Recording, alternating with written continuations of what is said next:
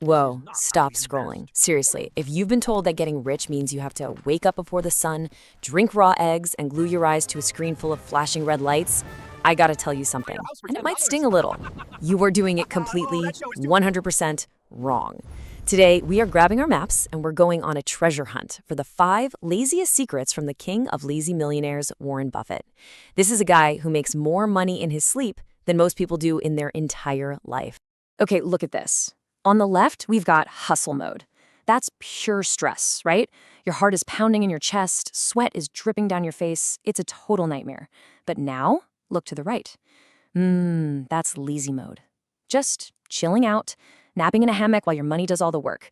And here's the crazy secret that no one on Wall Street ever wants you to know.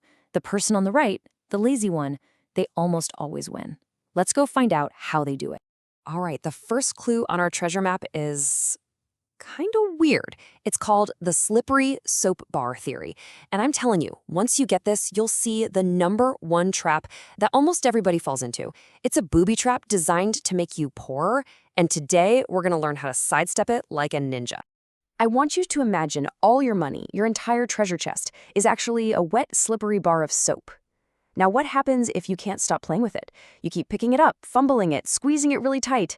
It gets smaller and smaller, doesn't it? Well, every time you buy or sell something, a little piece of your soap just washes away in taxes and fees. But even worse, your own brain tricks you. You get scared and sell when things are cheap, or you get greedy and buy when they're crazy expensive. You are literally washing your own treasure down the drain. So how in the world do we stop ourselves from touching the soap? Easy. Warren Buffett gave us a secret mental power-up. Think of it like this is a video game. You get one special card for your whole life, and it only has 20 little punch holes. Every single time you make an investment, you gotta punch a hole.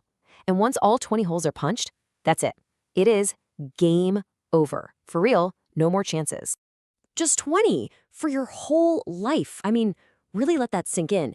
If you knew you only had 20 shots, would you ever waste one on some silly thing you heard about online for 5 seconds? No way! You would treat every single punch like it was the very last golden ticket to Willy Wonka's chocolate factory. You would research everything, you'd be 1,000% sure, and after you punched that hole, you'd hold on to that investment for dear life. And that, my friend, is the ultimate lazy power-up. Okay, so we're protecting our 20 punches like a dragon guarding its gold. Awesome. But that brings us to the next big riddle on our map. How do we even decide what deserves a punch? What's worthy? This next secret is all about how you think. It's a mind trick that tells you what to hunt for, and maybe even more important, what to run away from screaming. Imagine you're in the Money Olympics. Over on one side, there's an athlete trying to jump over this ridiculously high bar. It's like 7 feet tall. He is straining every muscle. He's sweating buckets. It looks almost impossible. But right next to him, there's another person. Their bar is only 1 foot off the ground. They can just casually step right over it without even spilling their lemonade. Now here's the craziest part. In the game of investing, you get the exact same gold medal for clearing the easy bar as you do for clearing the impossible one. You get 0 bonus points for picking something that's super hard. So the most important skill you can have is to just admit what's a 7-foot jump for you. Warren Buffett has this giant pile he calls the too hard pile. All the things he just doesn't understand go right in there. Weird internet coins? Boom, too hard. Tech companies that don't actually make any money? Into the pile. You know, the 3 most powerful words a lazy millionaire can ever say are, I don't know. Saying that is like a magic shield that protects your treasure. Okay, but even when you pick the easy 1-foot bar, there's another trap waiting for you. Let's pretend your investment is a house. You know it's a good, solid house. The problem is you have a neighbor named Bob, and Bob is nuts.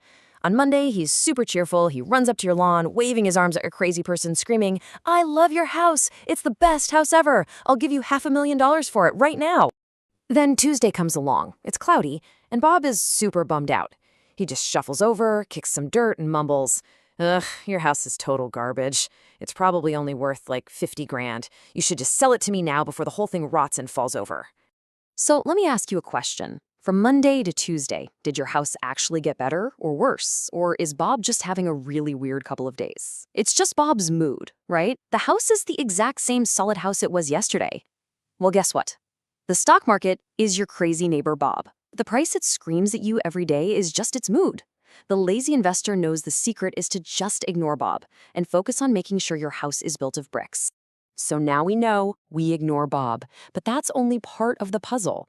See, it's really, really easy to ignore him when you know that your house isn't just a house at all, it's a fortress. And that brings us to my favorite clue on the entire map, the unbeatable castle moat.